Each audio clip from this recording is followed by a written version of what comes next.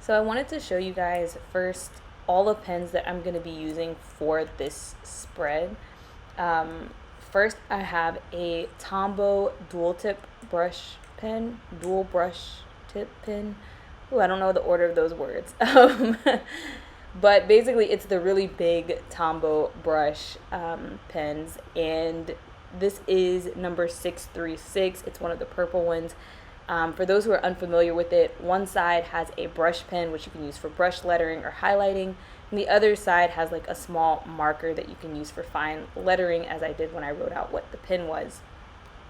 Tombow also has a smaller brush pen, and that is the Fudenosuke. That's what I use for most of my calligraphy.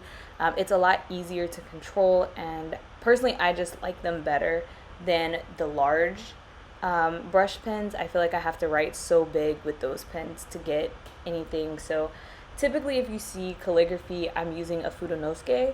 I have all of the colors that they currently have available. They have a rainbow pack, and then they have a black pack that has two different tip types. There's a soft tip and a hard tip.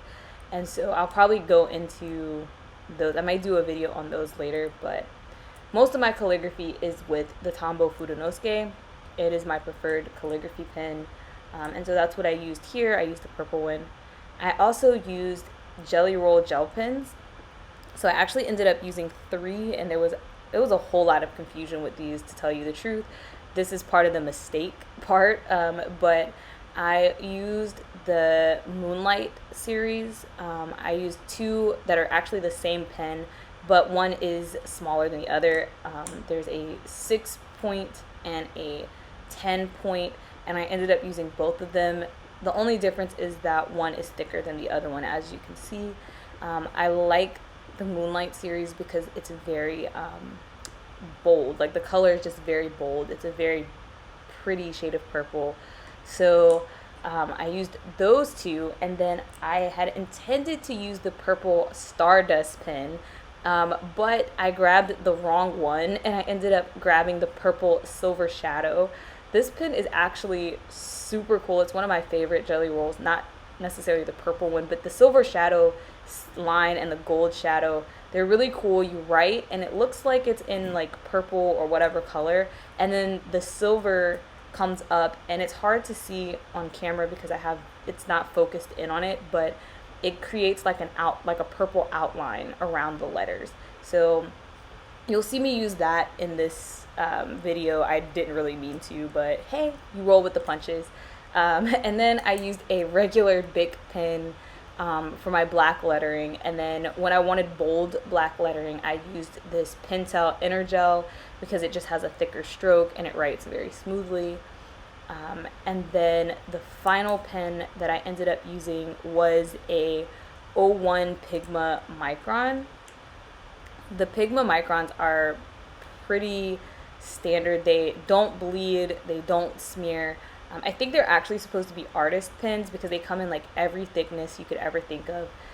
To me, they actually look like typed print when you use them because of the consistency of the ink.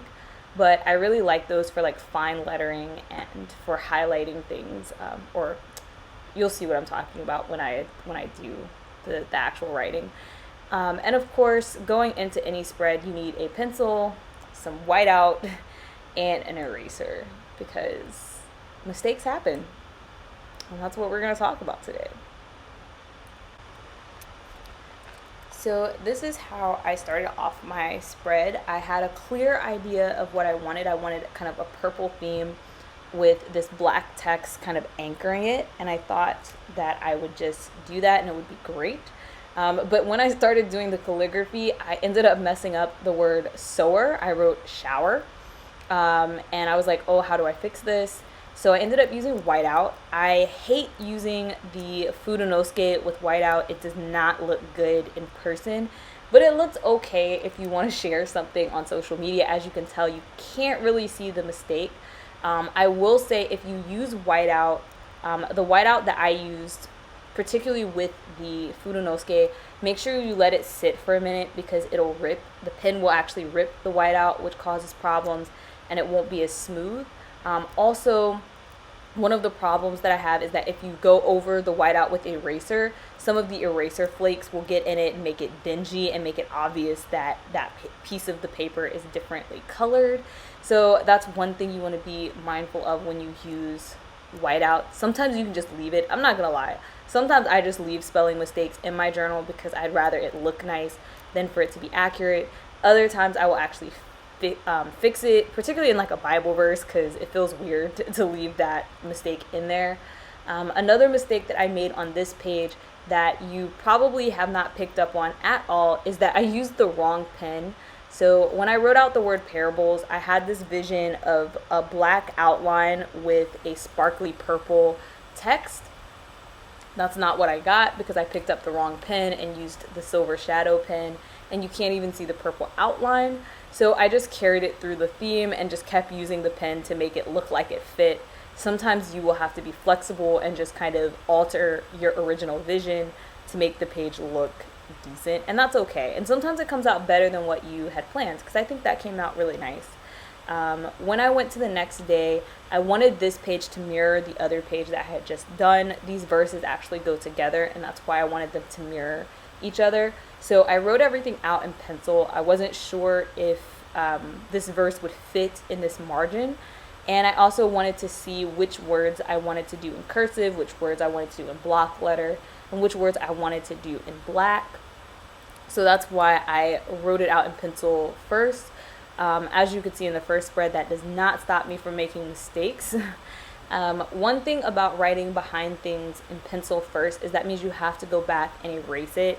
So definitely make sure you let the ink dry. Some pens are smear proof and they will not smear, like the Pigma Micron.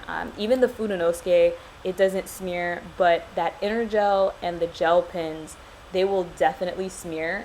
If you see the final page here, it actually does have a little bit of smearing from where I erased things or where my hand kind of brushed over things. So definitely take time and let things dry, plan how you're gonna write things out. And here I went back and tried to give this silver shadow pen its due justice. I carried it through with the word parables again, just so that it would match the other page. Like I said, it wasn't my original design, but I just rolled with it. And then I wrote out the verse below with just that instead of doing kind of the block lettering that I did on the original page.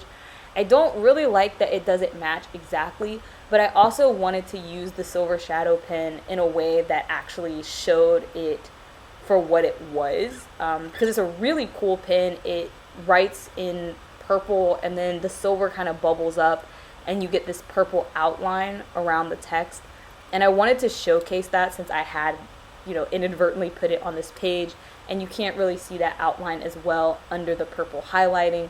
So I just went ahead and wrote it there so that I would be able to see it just for some aesthetic. And then I ended up making another mistake while I was writing my notes about this verse. I usually do kind of like a bullet style of lists, and one of my bullets ended up being a wraparound thing, and I didn't pay it any attention. So when I went back to add in the tick marks, I added a tick mark that didn't need to be there. Once again, I just used whiteout to get rid of it, and whiteout's it's a really clean solution. As long as you're not using like a camera that has like a glare, you really won't notice that it's there. But if you end up with something shiny, you'll see it. Another thing I learned doing this spread is that the silver shadow, if you erase over it, you will actually erase the silver and it'll turn more like purplish. So I did discover that if you're going to use the silver shadow or the gold shadow pens by Gelly Roll, do not erase over them. Generally, you probably shouldn't have to because they are fairly thick and cover pencil, but in this case, I hadn't written exactly the same thing that was in the pencil marking. So yeah, that was a new one for me. And then the final thing that ended up happening with this spread is I ended up not having as much to say about it as I thought.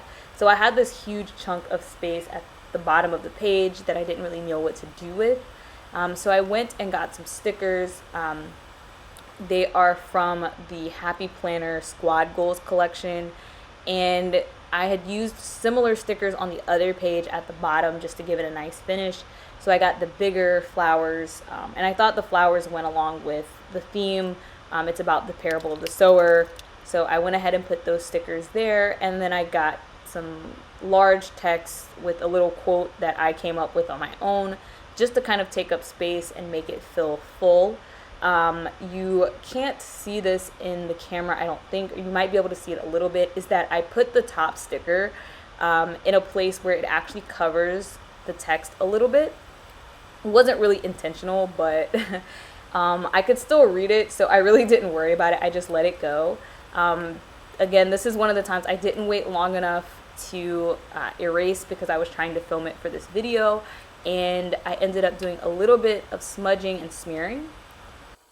So this is what my basic journaling routine looks like. I just wanted to show you guys how I deal with mistakes as they come up, and to give you some encouragement to remember that your spread does not have to be perfect, no matter what you see on Instagram or YouTube. And just to let you know, as I said, you can't really see the mistakes in the finished product, but they are there. And if you saw the physical notebook, you would definitely be able to tell. So I just wanted to give you some encouragement to realize that your notebook doesn't have to be pretty.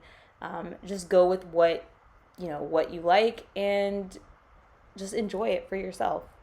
So hopefully this is helpful for you. Leave me a comment, like, subscribe, all of those wonderful things, and I will see you in the next video. Bye, guys.